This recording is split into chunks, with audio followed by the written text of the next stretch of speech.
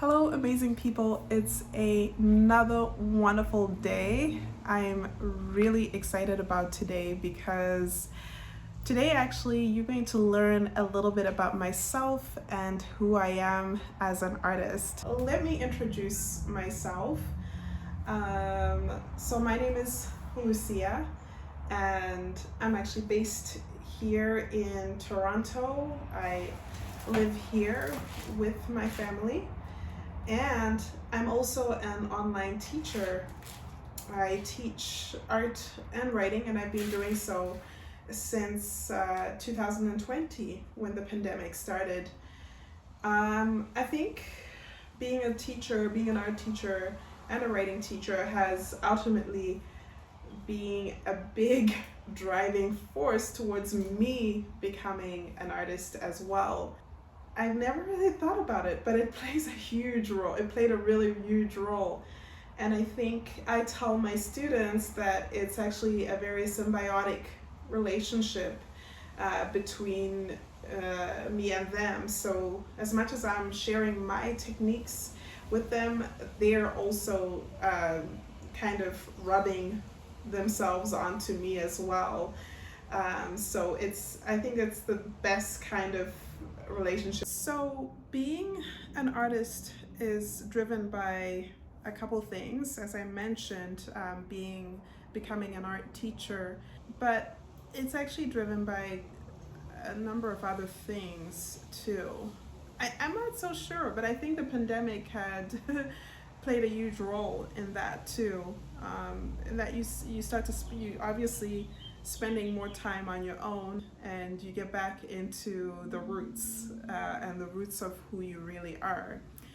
And then of course the other thing is that becoming an artist is it's not something that's really easy. I have to tell y'all. Let's get real. It is not easy being an artist. It's if you want it easy, then you have to go elsewhere, find something else.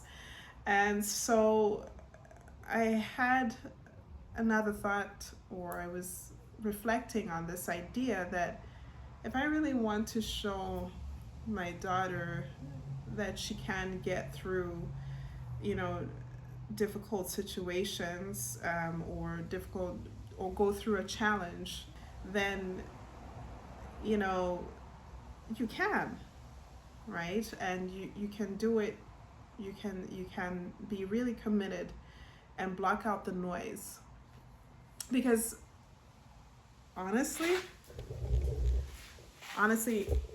it's really about blocking out the noise and really zoning in and focusing on what you really want. I mean, of course, yes, we understand you have to pay for the basics and all that stuff, basic needs and so on, but you can take on challenges, right? And you shouldn't be afraid of taking challenges. You shouldn't be how could I describe this? I don't want her to be just following all her life, like I want her to take risks, basically. Take the risk. Gotta take the risk. So the next thing I wanted to talk about is that I actually gave up on art before. Some now would be about 10 years. And yeah, looking back, I reflect on this moment, how I quit art, because I think I literally shut it out, and I'm not going to do that. Maybe, again, human beings, we want security, right? And you want to focus on your energy, most of your energy on things that are secure or that bring in some form of income. But anyway, who's to say you can't do it with art? Who's to say that you can actually pursue art and make it out there, right? Okay, so I quit, but to be honest with you, I think there were other things too. Number one, I had left that community in college that I had, a community of artists.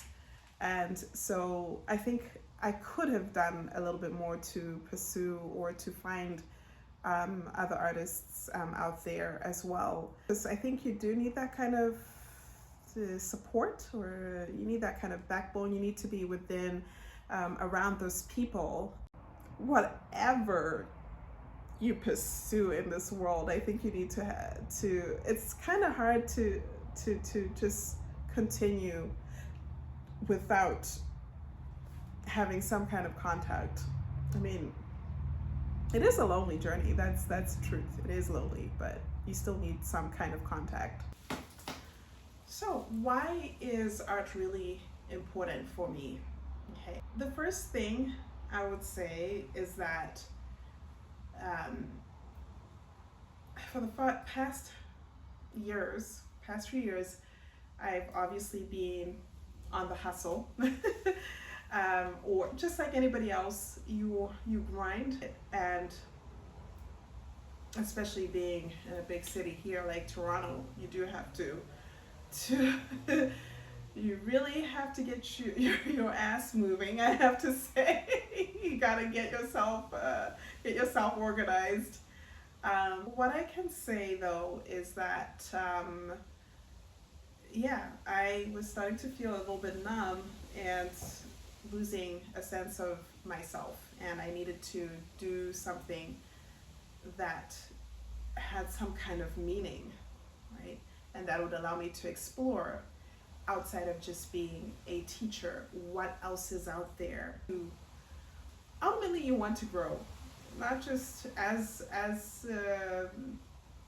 in your career, but you want to grow because it's as somebody, as this one really awesome guy said, building character. His name is Anthony O'Neill, actually. I'll give you his name. Building character. And so this is the reason why I stepped out of just the things that I was doing at that time. And I don't know if you all have that need inside of you to explore, to see what else you're made up of, and not just become stagnant. Well, I'm going to be sharing with you the journey into actually my painting journey. Fun fact, when I was in college, I never actually did painting. Yeah, which is kind of funny because I actually remember a professor telling me that when you get out there in the real world, you are going to find the thing that you really want to do. And I'm so surprised that it's actually painting, specifically acrylic painting. And so, but when I first started though painting again last year in June 2022, it was a bit strange because I wanted things to be like perfect. To be honest, when I first started painting, I had actually no idea how to go about it. As I said, I never really explored painting while I was in school. When I started, I would kind of paint things exactly as the drawing looked. So I'll take the drawing, transfer it on, and then it'll be the exact thing. Just without actually, really doing a little bit of experimenting or pushing the boundaries and so on. So that's how I started. And then of course, I dabbled as well during that time as I was, starting to paint. Actually dabbled around with digital art or digital media, which mainly drawing. I think it was still drawing and painting, but digitally. And so I got to experiment with the different tools, and I think that was kind of nice. And I think it sort of works together with painting. It's not something that I can do on its own. So it's kind of like I have to, I've lost my voice. So I would actually have to start the painting or start the digital drawing and then somehow transfer it onto an actual painting too. So here's the catch though with doing digital art. For for some, well, actually, I will explain. Part of it had to do with actually making art for the market and trying to make art that only the market wants, you know, and not actually making art that fulfills me as well. And to be honest, it's a very, very tricky terrain, and I think that kind of made my art making not so fun. I would actually spend a lot of time away from making art because I'll think, okay, I'm doing this project digitally, but I don't really want to do it, or I would do it by force, and it would just be something that I would do very quickly, and then after that just forget about it. So I think that was the low part of it. And then fast forward to now I think I have a very different approach, and you'll probably see some of the paintings I have, you can actually see them now. I allow myself to have that painting process and to actually explore the medium that I'm using, and not have a preconceived idea of what exactly it should look like. And I think that's the thing about art, though. Art is it's really about exploring. It's really about discovering something within that medium that you're working with. I'm not saying that you won't have some kind of direction. The direction is there. You have the ideas. Talking about ideas, I will talk a little bit about the ideas that are really driving me at the moment. I think I explore ideas related to being a woman, and as well as I actually did get featured in this, there was this pop-up art show, and they selected a bunch of art that I got a feature in, surprisingly. And the theme was love and exploring motherhood and womanhood, I suppose. No, actually the theme was exploring, okay, I'm gonna wait for that to go. Okay, so the theme was love, unconditional love in an unconventional way, not unconditional love.